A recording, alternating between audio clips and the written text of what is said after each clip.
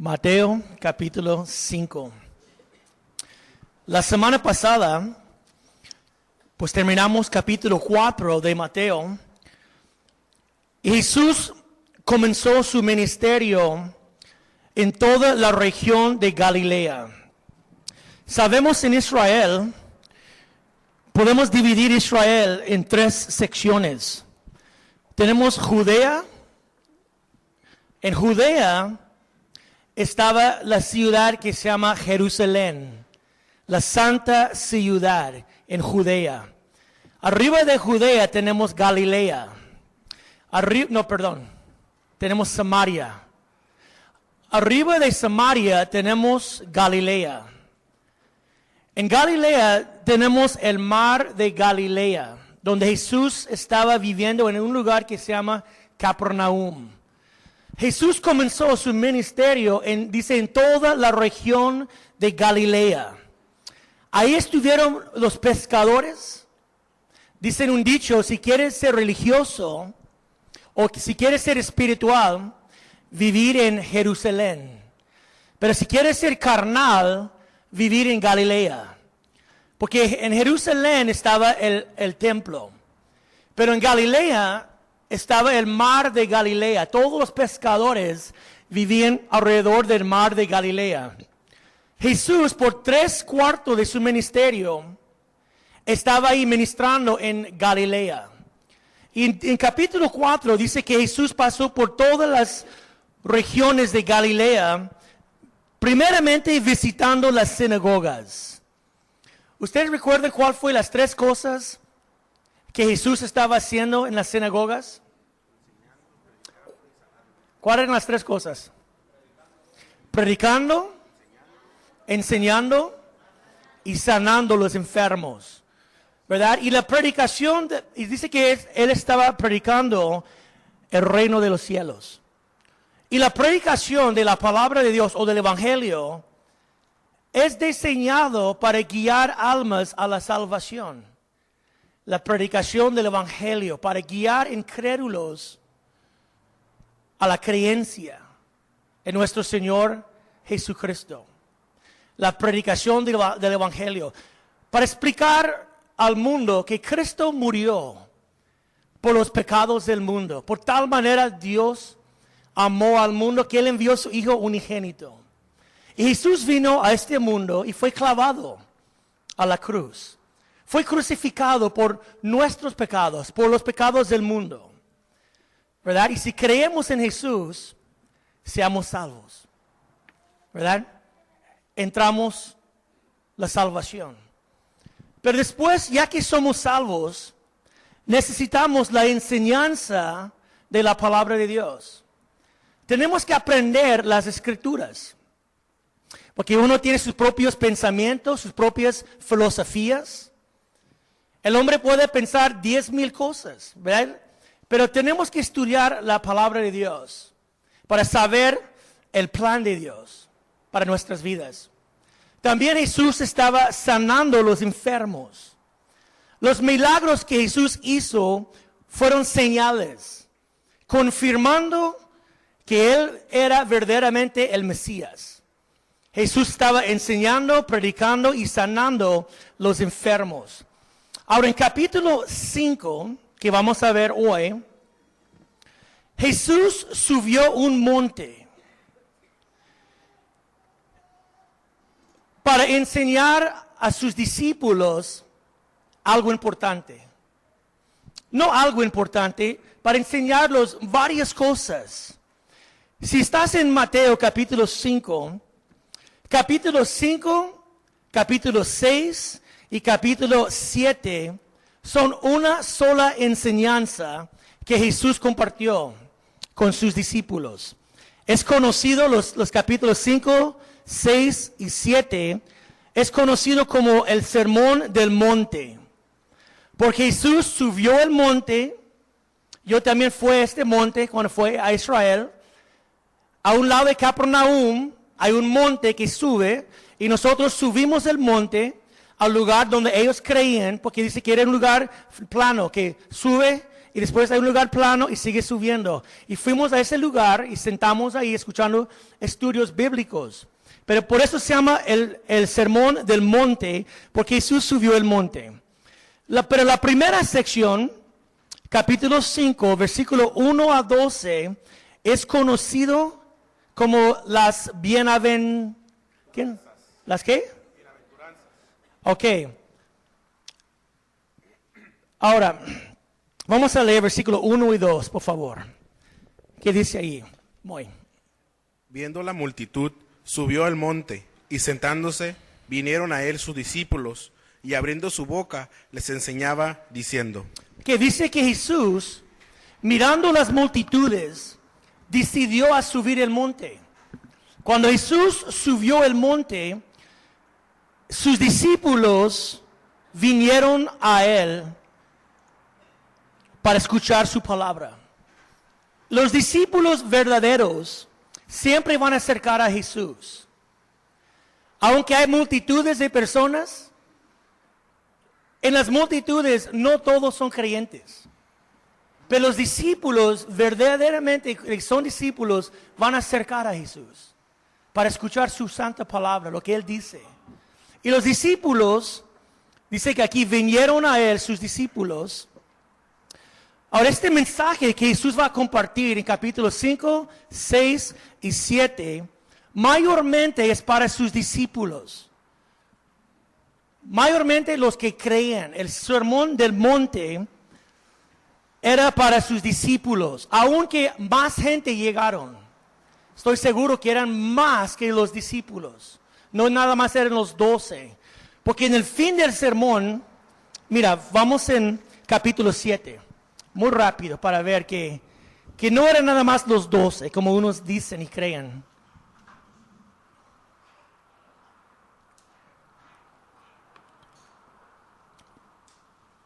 En el último dice así: y cuando terminó Jesús estas palabras, la gente se admiraba de su doctrina. Que eso era no nada más los 12 discípulos, pero era más gente que llegaron, más gente estaban escuchando este mensaje. Pero quiero decirte muy claro, antes que comenzamos los 3 capítulos, verso por verso, mayormente la enseñanza era para los discípulos, los creyentes, no los incrédulos, los creyentes. Ahora, cuando Jesús subió el monte, ¿cuál es la primera cosa que Él hizo? Enseñó. Antes de eso. ¿Qué? Se sentó. Eso era la posición de un rabí en aquellos días. Cuando un rabí estaba listo para enseñar la palabra de Dios, él siempre quedó sentado. Jesús subió el monte y sentó y dice, les enseñaba. ¿Okay? So, Jesús estaba sentado en la posición de un rabí para comenzar a enseñar a sus discípulos. ¿Okay? Los discípulos no necesitaban tanto la predicación del reino. Ellos ya creyeron. Lo que ellos necesitaban es la enseñanza de la palabra de Dios. Para que ellos pudieran aprender los caminos de Dios. Dios dijo bien claro, mis caminos no son tus caminos. Mis pensamientos no son tus pensamientos. Tenemos que aprender la palabra de Dios. Y Jesús sentó para enseñar la palabra de Dios a sus discípulos. Ahora, ¿cuántos están conmigo todavía? Jesús fue directamente al grano con sus discípulos. Porque en este punto, Jesús era demasiado popular. Demasiado. Jesús estaba predicando, enseñando y sanando, no uno o dos, todos los enfermos. Y las multitudes llegaron de lejos para escucharlos. Jesús era famoso, conocido, la gente estaba acercando a Jesús. Y Jesús apartó sobre el monte, mirando la multitud, mirándolos, subió al monte y sentó, y sus discípulos, dice bien claro, vinieron a él sus discípulos, y Jesús comenzó a explicar cosas a ellos, cosas importantes. Porque Jesús no quería que sus discípulos tenían un mal concepto de qué es un discípulo de Jesús. Porque Jesús era muy popular. En el fin de su vida, no tanto. Tenía 3 años ministrando. En el principio era demasiado popular. En el fin, ellos mataron a él.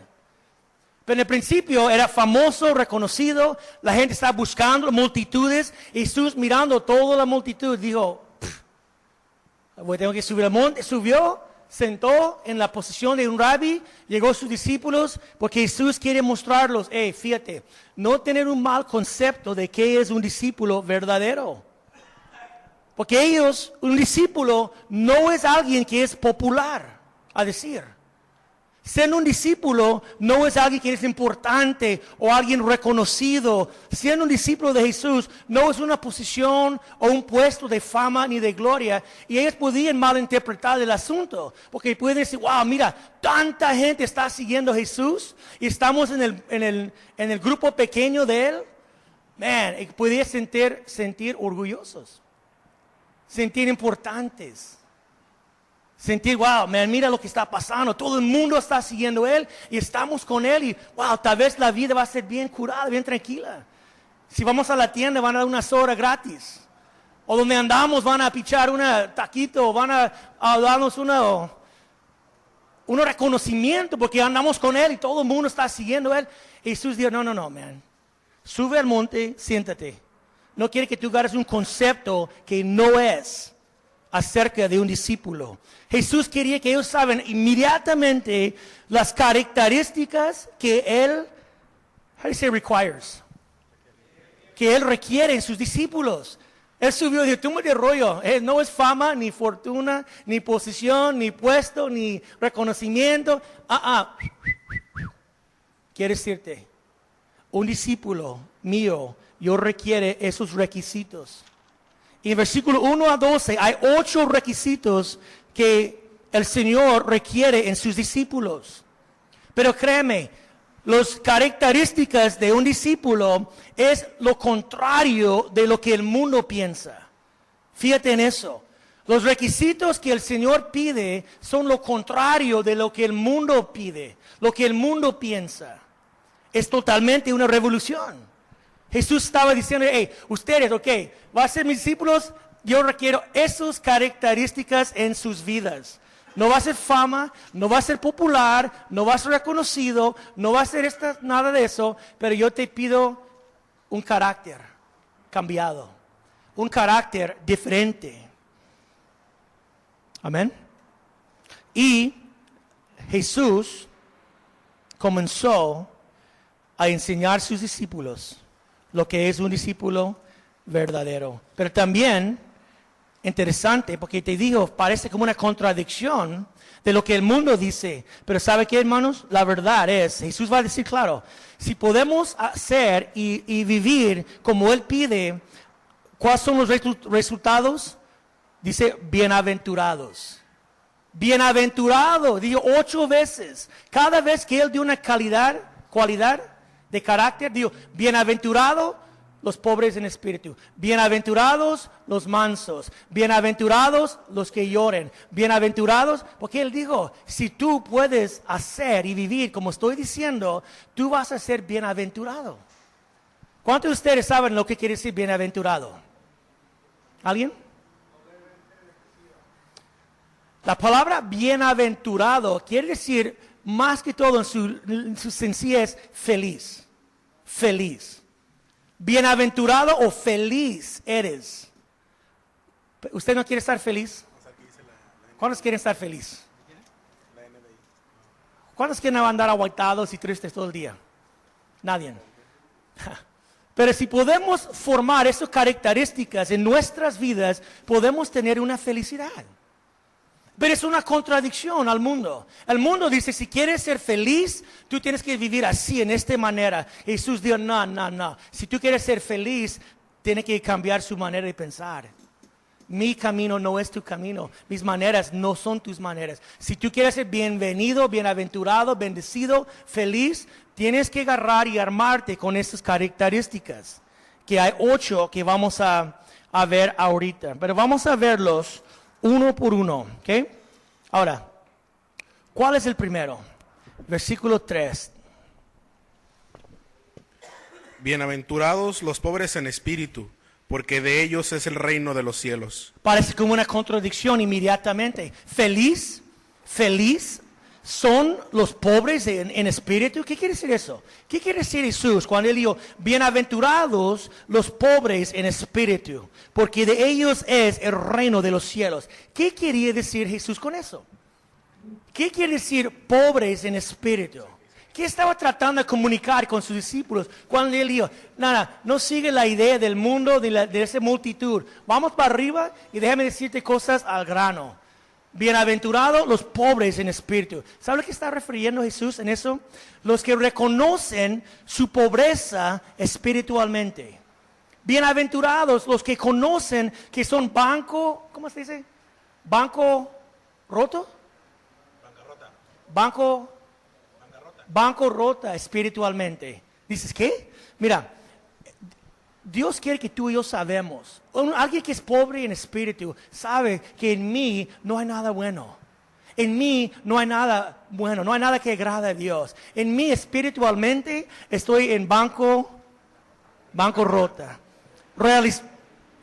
Realizando que yo no puedo hacerlo en mis propias fuerzas.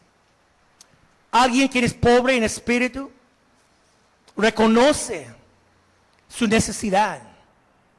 Alguien que es pobre en espíritu dice, Señor, man, yikes. Mira cómo soy. Mira, man, yo necesito a ti. Yo soy bien quebrado, bien vacío, bien hueco, bien destruido, man, Señor, te necesito. Alguien en pobre espíritu dice, Señor, yo no puedo hacerlo sin ti. ¿Has sentido así? Hey, la neta, man. ¿Has sentido así? Sean honestos. Man, yo diario, Señor, no puedo. Quiero hacerlo, pero man, what's happening? Porque me siento a veces pobre en espíritu, Señor. Y eso nos ayuda a ¿qué? A confiar en el Señor. Confiar en 100% en Dios y no en uno mismo. Pero a veces cuesta muchos años hasta que llegamos a este punto. Porque llegamos al Señor y pensamos, wow, yo soy creyente, ahora voy a conquistar el mundo. Y encontramos, oh, dude, yo no puedo ni conquistar mi propio carácter. Voy a cambiar la colonia. Tú no puedes cambiar tu propia manera de ser. ¿Cierto o no? Y decimos, wow, pero unos lucha más tiempo pensando, yo puedo, así puedo, voy a hacerlo, voy a vencer. El mundo dice, sí. ¿Qué es el dicho de los mexicanos? Sí. Sí se puede, compa. ¿No eres mexicano? Como un chili verde, chili rojo y hacerlo. ¿Verdad? Sube su pantalón hasta su cuello.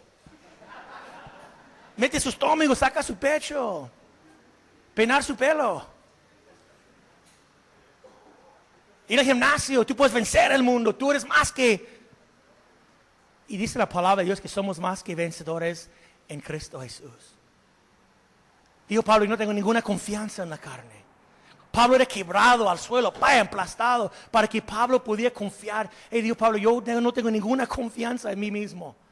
Pero a veces cuesta años hasta que llegamos a este punto, porque todavía pensamos que yo puedo, tengo talento, tengo habilidad, tengo eso, tengo otro, y Dios tiene que quebrarte, hasta que tú dices, Señor, ¿me ayudas? Yo no puedo hacerlo. Aquí estoy, pobre en espíritu. Pero a veces cuesta mucho tiempo. Pero dice la palabra, bienaventurados son los pobres en espíritu. ¿Por qué no parece como una contradicción? ¿Cómo estoy bienaventurado? Porque los que están pobres en espíritu, ellos van a comenzar a buscar a Dios. Alguien que es orgulloso no busca a Dios. Alguien que es vanaglorioso no busca a Dios. Alguien que confía en sí mismo no busca a Dios. Pero los pobres de espíritu saben que en mí no hay nada bueno. Si no es por Él, yo soy perdido. Él es la vid, yo soy el... Y sin Él no puedo hacer nada. Y alguien pobre en espíritu es feliz. ¿Cómo feliz? Pues feliz porque yo confío en Él. Confiamos en Él, no en mí, en Él. Y dice, bienaventurados. Ahora, el siguiente, ¿qué dice el siguiente? Bienaventurados los que lloren. ¿Feliz los que lloren? Oh. ¿Cómo feliz los que lloren? otra contradicción. La felicidad es una sonrisa, ¿no? ¿Cómo feliz bienaventurados los que lloren? Porque ellos recibirán, ¿qué dice? Hermano, ¿qué onda con las lágrimas? Bienaventurados los que lloren. ¿Qué quiere decir Jesús? ¿Por qué Jesús dijo eso? Bienaventurados los que lloren. ¿Sabe por qué, hermanos? Cuando uno reconoce su pobreza espiritualmente, cuando uno siente la convicción de su pecado, eso nos causa llorar. Y lloramos y decimos, wow, Señor, yo quiero agradarte y mira cómo ando. Quiero ser fiel, creyente con todo mi corazón y mira cómo ando. Pecando y fallando en lo mismo, zanja y no puedo salir de acá. Y lloramos y decimos, Señor, ayúdame, cámbiame, por favor. Y está diseñado a guiarlos al Señor. Porque sentimos pobres de espíritu, sentimos la convicción, sentimos, wow, no puedo hacerlo. Quiero ser mejor creyente y batallo. Y esta convicción debe de llevarnos al Señor para encontrar perdón, para encontrar socorro, para encontrar ayuda. Amén. Por eso lloramos. Si tú no llores, tenemos que tener convicción. Tenemos que tener, a veces tomamos el pecado muy ligeramente. Pero tenemos que, mira, hermano, como creyente, ¿cómo sientes tú? ¿Cómo siente el mundo cuando ellos van a las pulgas y toman toda la noche y usan droga cristal y van con mujeres? ¿Cómo despiertan en la mañana ellos? Conquistador. Ayer fue chido. Agarró una mujer, una buena noche. ¿Ellos se sienten tristes? ¿Lloran? No, man. Ellos conquistaron. Esperan el otro día para hacer lo mismo. No hay convicción. Pero el creyente que es creyente verdadero, ¿cómo sentimos cuando pecamos? A veces lloramos. ¿Estás conmigo? Si no crees, tratas de ir a las pulgas. No, mejor no. Cálmate. Pero un creyente, si vas a las pulgas y toda noche tomando, tú vas a llegar a su casa así. Y no estoy hablando por experiencia, ¿ah? Esta consejería que yo estoy dando. Pero uno llega a la casa y dices, man, no sé por experiencia, fíjate, créame, pero el creyente tiene que llegar y decir, oh, man. Ustedes saben lo que estoy diciendo, todo el mundo, porque tú mismo has pasado eso, que a veces llores, ¿cierto o no? Oh, ha fallado al Señor otra vez, Señor, perdóname. Y cuando llegas al Señor así con lágrimas, man, tú vas a recibir el consuelo del Señor. Si confesamos, Él es fiel y justo para perdonar. Bienaventurados los que lloren, dijo Jesús. También, ¿qué dice el número 3? Versículo 5. Bienaventurados los que. No dice mensos, ¿verdad? Bienaventurados los mansos. Usted, cuando tú crees la palabra manso, a veces pensamos en debilidad. Hay unas fotos de Jesús con las manos así, con la cabeza agachada, con una luz y anda bien. Eso no es manso. Eso no es manso. Cuando hablamos de manso, no hablamos de debilidad. Dice la palabra de Dios que Jesús era humilde y manso. Dice la palabra de Dios que Moisés era el hombre manso. ¿Qué quiere decir la palabra manso? Los griegos usaron esta palabra manso como una descripción, como un caballo. How do you say a wild horse? Una caballo salvaje que fue quebrado. How do you say that? Eso es la palabra que los griegos usaron. La palabra manso, un caballo poderoso que fue y sometido. La palabra manso quiere decir literalmente poder bajo control, dominio propio. Jesús era manso, recibió cachetadas, recibió clavos, golpeado. Jesús tiene poder y dominio, pero tiene todo bajo control porque era manso. Amén. Poderoso, pero manso. Ahora, cuando tú reconoces que eres pobre en espíritu, cuando llores por sus pecados, tenemos que llegar a Jesús y someternos a su liderazgo, someternos a Jesús. ¿Estás conmigo? Los mansos, bienaventurados. Los que tienen poder para hacer lo que quiere, pero su poder está sometido a Jesús. Y tú dices, yo puedo tomar este caguama, pero no quiero, porque yo amo al Señor. Yo puedo hacer ver esta película, yo puedo hacer esta cosa, yo puedo hacer todo lo que quiero, pero estoy sometido, dominado por Dios. Amén. Bienaventurados los que están dominados por Dios, mansos, que producen una humildad.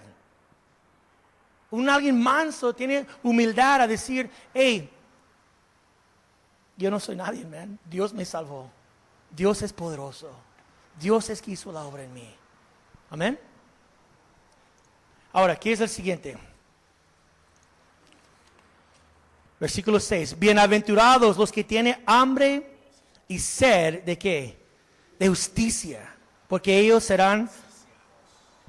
cuando alguien tiene pobreza espiritualmente y tú llores y tú llegas al Señor sometido y tú dices, man, Señor, yo no tengo ninguna justicia en mi propia cuenta. Yo no puedo hacerlo, pero tengo hambre y sed por su justicia. Amén. Esa persona es feliz porque no confías en uno mismo. Confiamos en Él. Confiamos en la justicia que Él nos dio. Tenemos que tener este hambre y sed para justicia. Tú sabes que ayer hicimos en Pedregales, entregamos regalos a 500 niños. Pero nada más pasamos folletos que hay regalos en la colonia bien pobre, bien de mucha necesidad. Y llegamos 500 regalos. ¿Sabes cuántos niños llegaron? Increíble, porque cuando terminamos dando todos los regalos, ¿sabes cuántos regalos quedó? 1. Dios hace cosas increíbles. Pero llegó tantos niños, la portona estaba cerrada y era un montón de personas afuera. Porque todos tenían hambre y sed por un regalo. Nada más por un regalo. Digo, toda la colonia por un regalo. Pero si pasamos folletos en toda la colonia que hay salvación, que hay vida eterna, ¿cuántos creen que va a llegar?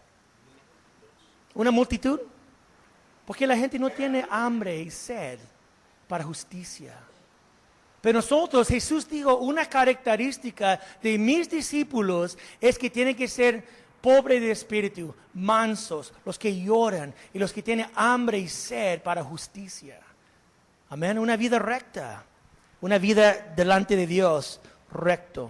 Ahora, versículo 5, 7. Bienaventurados los que dice, misericordiosos, porque ellos alcanzarán, ¿qué? Hermano, cuando tú y yo confiamos en Jesús, ya hemos experimentado la misericordia de Dios. ¿Ustedes saben lo que quiere decir misericordia? ¿Qué quiere decir misericordia? No recibiendo lo que tú mereces.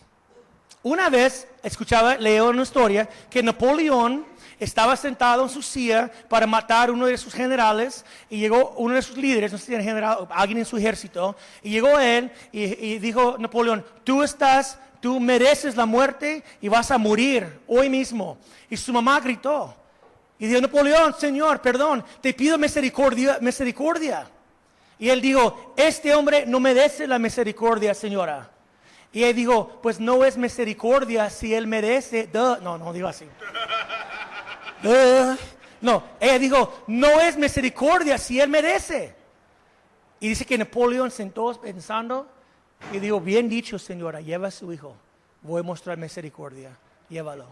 Porque la misericordia, ¿qué es? No recibiendo lo que tú mereces. ¿Cuántos de nosotros queremos recibir lo que merecemos? ¿Alguien? Tú me te rollo. Yo no quiero, eso es juicio. Juicio es recibiendo lo que tú mereces. Juicio. Yo quiero misericordia. Señor, no me das lo que yo merezco. Porque yo quiero misericordia. Pero ¿sabe qué, hermanos? A veces nosotros recibimos misericordia, pero ¿sabe qué? Tenemos que también extender misericordia a otros. No dando a otros lo que ellos merecen. Seamos misericordiosos con otras personas. Amén.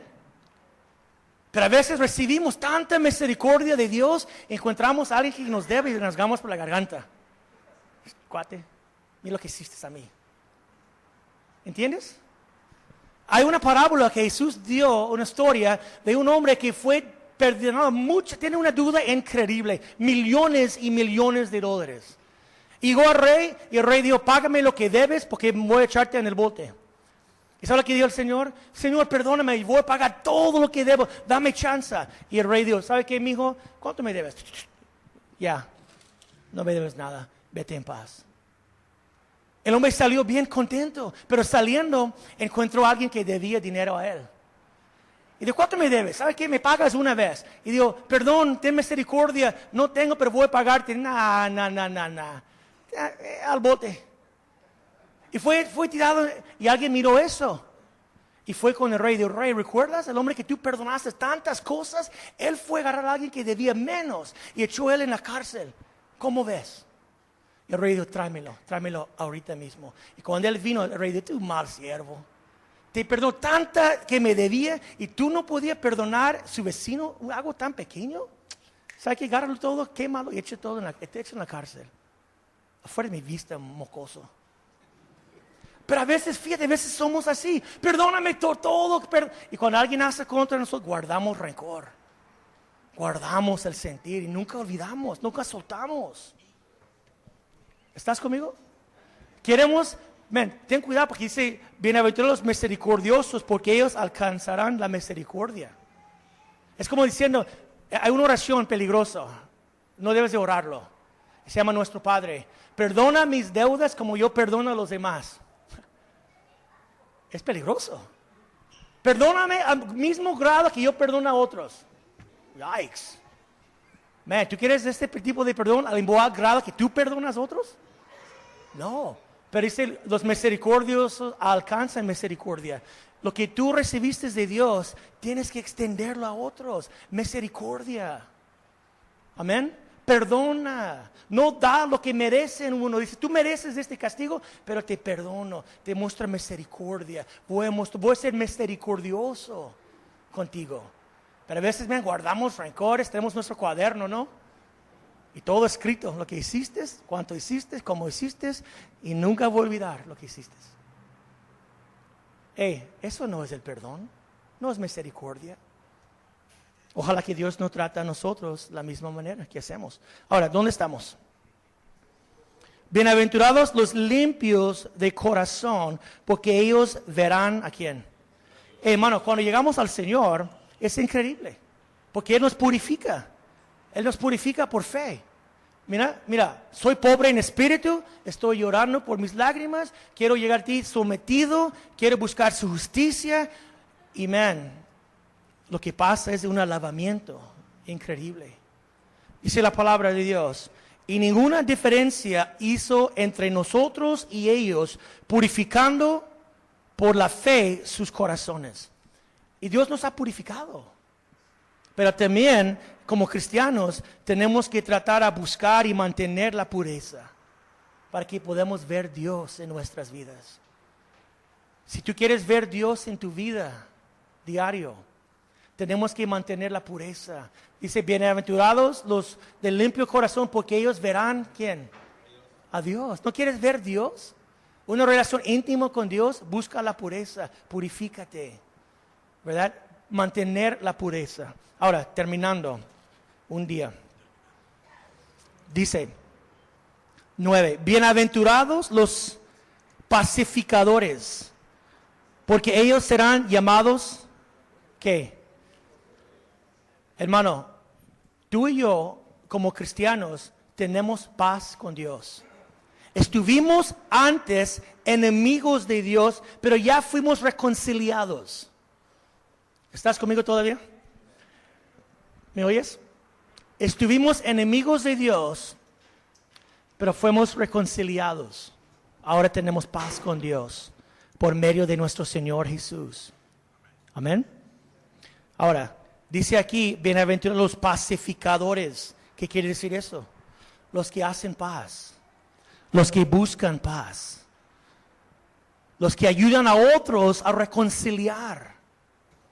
Pacificadores son las personas que ayudan a los demás que sean reconciliados. ¿Cuántos están conmigo? ¿Verdaderamente estás conmigo? Siempre vamos a tener incendios. En la iglesia vamos a tener incendios. ¿Por qué? Porque tú y yo somos humanos. Tú y yo vamos a fallar. Tú y yo vamos a decir cosas que no debemos de decir. Tú y yo vamos a actuar en maneras que no debemos de actuar porque somos nada más humanos. Y hacemos errores. Vamos a arrancar incendios. Pero ¿sabe qué? Dios nos ha llamado. ¿Qué hace un bombero cuando hay un incendio? Se apaga el fuego. Se trata de apagarla. Pero ¿qué hacen los... ellos encanta ver fuegos. Verdaderamente, la carne encanta eso. La verdad, podemos hablar honestamente, para la carne es una quesadilla de carne asada. Cuando escuchas una cosa calientita, te acercan. ¿Qué pasó? ¿Qué pasó? ¿En serio? ¿Cómo? ¿Quién dijo? ¿Cuándo? Oh. Nah. ¿Sí? Oh. Y se van a otros. ¿Qué pasó? Nah. ¿En serio? Y van con... ¿Qué pasó? ¿Qué pasó? Y hay gente, para ellos, es una bistec, un T-bone. Porque les encanta agarrar las cosas, porque les gustan los incendios. Gustan a ver el incendio, la más fuerte que es el fuego, la más que sienten satisfechos. Pero ¿sabe qué, hermano? Dios nos llamó a ser bomberos, pacificadores. Cuando tú veas un caso, una situación donde hay un incendio, tú y yo debemos de tratar de apagarlo. Hermano, perdónala. Hermana, perdónalos. ¿Por qué no orar juntos? ¿Por qué no reconciliar? ¿Por qué no buscar la tranquilidad? ¿Por qué no fíjate? ¿Cuántas veces tú has fallado a Dios? ¿Cuántas veces tú has pisado sobre los pies de alguien más? ¿Cuántas veces tú has fallado? Perdónalo, reconcilia, orar juntos. Quita eso. Regrésense. Pero un pacificador, si toda la iglesia era bomberos, ninguna vez vamos a tener un incendio. Porque cuando llegan contigo, ¿sabes qué pasó? Tú mete rollo. Cálmate, orar, busca a Dios, amar a su hermano, recibe la cachetada. Dale uno a él también. Y ya después déjalo. Pero y una pacificador es alguien que busca la tranquilidad. Cálmate. Pero hay unos que no, hombre, cuando escuchan algo, oh sí, oh, ¿cuándo? ¿Qué? Tengo 3 más cosas a decir también, a añadir a eso. ¿Y qué están? Sacan la leña. Otra leña, otra gasolina. Y cuando el fuego está, ¿cómo sienten ellos? Calentar las manos ahí. Y dice la palabra de Dios que el lengua es un instrumento del infierno que fue encendido. La lengua es una miembro pequeña, pero con la lengua podemos encender una ¿cómo se llama? Con un lengua, la miembro tan chica, pero podemos quemar todo ¿qué? Con la lengua. Tenemos que controlarla, dominarla y tratar de morderla. Con todos los dientes, ciérralos y no déjala escapar. Porque cuando salga a veces... Y yo soy culpable. Una vez hablamos más que debía, más que debía. Y cuando fuimos a la casa, Dios nos habló bien, claro. En la mañana hice mi devocional y Dios estaba, Dios me dio una nalgada. Falló tanto lo que dijo, hablando tanto que no debía. Y me dijo, Dios me habló también y me siento bien mal. Y fuimos a Dios y pedimos perdón, lavamiento y decimos, Señor, discúlpanos, porque eso no es la manera. No debemos de comportarnos de esa manera, ¿verdad? Y dice Dios, bienaventurados los ¿qué? Los pacificadores. Porque cuando hay incendios, ellos quieren apagarlos y no echar más viento y más leña. No, apágalo. Porque eso agrada a Dios. Y agrada a Dios cuando hay pacificadores. Porque ellos se llaman hijos de Dios. Ya terminando. 10 a 12, por favor. Muy. Bienaventurados los que padecen persecución por causa de la justicia, porque de ellos es el reino de los cielos. Bienaventurados sois cuando por mi causa os vituperen y os persigan y digan toda clase de mal contra vosotros, mintiendo. Gozaos y alegraos, porque vuestro galardón es grande en los cielos, porque así persiguieron a los profetas que fueron antes de vosotros. Dice aquí, bienaventurados los que parecen, ¿qué dice? Por causa de la justicia. Mira, verdaderamente no es muy fácil hacer un cristiano dedicado al Señor. Si estamos viviendo en una manera que agrada a Dios, debemos de esperar persecuciones. Vamos a sufrir. La gente va a atacar. Porque no somos de este mundo. No tenemos la misma perspectiva de este mundo. No hacemos lo que el mundo hace. Y si queremos vivir como cristianos dedicados al Señor, debemos de esperar persecuciones, ataques. Pero, ¿cuál es nuestra actitud? ¿Cómo debemos actuar? Es la cosa donde tenemos que aprender. Va a llegar ataques, van a llegar persecuciones. No somos de este mundo, van a tirar lanzas. Pero ¿cómo debemos de actuar? ¿Qué actitud debemos de tener? Wow, es una señal de un cristiano maduro, porque aquí dice, bienaventurados. Ok, 12. Dice, ¿qué dice 12? Gozaos. ¿Y qué más? Bueno, dice que tú debes de gozar y ser contento, feliz, cuando hay persecuciones. ¿Puedes decir algo, hermanos? ¿Todavía me das un minuto? Tenemos que tratar de hacer algo, no hacer algo, y es difícil. Tenemos que calmar, traer su carne a dominio, la venganza. A veces queremos, cuando sentimos lastimados, queremos la venganza de nuevo. Y eso también no es la actitud de un creyente, un discípulo. Vamos muy rápido para terminar en este libro. Primero de Pedro. Si queremos y debemos de tratar a vivir como Cristo vivió. Debemos de tratar a imitar a Jesús en sus acciones y sus reacciones. Y mira cómo Jesús reaccionó a la persecución. Dice 2:21. Porque, dice, para que esto fuisteis llamados.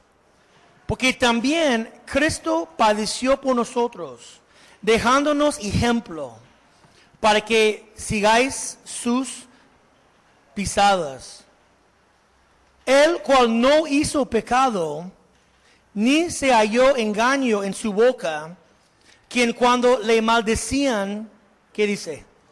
No respondía con maldición. Cuando padecía, ¿qué dice? No amenazaba, sino encomendaba la causa al que juzga, ¿cómo? Justamente. Hermano, perdón, pero cuando tú sientes perseguido, ¿y qué pasa? Tenemos que tratar a poner el caso en las manos de Dios y no reaccionar en una manera que no agrada a Dios. ¿Estás conmigo? Cuando se pasan en el freeway, tranquilo, dile Jesús 10 veces y cálmate. Porque a veces queremos reaccionar en la misma manera que ellos hicieron con nosotros. Y no, eso no agrada a Dios. ¿Verdad? Cuando tú pasas y yo por persecuciones, confiamos en Dios. Si hay algo que hicimos mal, pedimos perdón. Reconciliamos con Dios primero. Pero ¿sabes qué es una cosa increíble y difícil? Dice la palabra también. Dijo Jesús, vamos a ver eso más adelante. Antes que traes su ofrenda al altar, y si tú sabes que alguien tiene algo contra ti, ir con ellos primero y reconciliar con ellos y después traer su ofrenda. Son cosas increíbles. Son cosas que necesitamos la ayuda de Dios para hacerlo. Amén, hermanos. Son características. Jesús quería que sus discípulos saben muy bien la idea de qué es un discípulo verdadero. Un discípulo verdadero, no estábamos hablando de siendo populares, ni siendo importantes, ni siendo reconocidos, nada de eso. Un discípulo verdadero, más que todo, tratamos a vivir como Cristo vivió. Tener las cualidades que Jesús tenía. Y es muy contra la filosofía de este mundo. Pero un discípulo verdadero tiene que seguir la enseñanza de Jesús. Y Él nos mostró, bienaventurados son los pobres en espíritu, los que lloran, los mansos, los pacificadores, los que tienen hambre y sed para justicia. Todas estas cosas son características que el Señor quiere en sus discípulos. Amén. Y ojalá que tú y yo podamos buscar la ayuda de Dios para poner estas cosas en práctica en nuestras propias vidas. Amén. ¿Por qué no oramos ahorita mismo? Pónganse de pie, hermanos, y vamos a pedir a Dios su ayuda.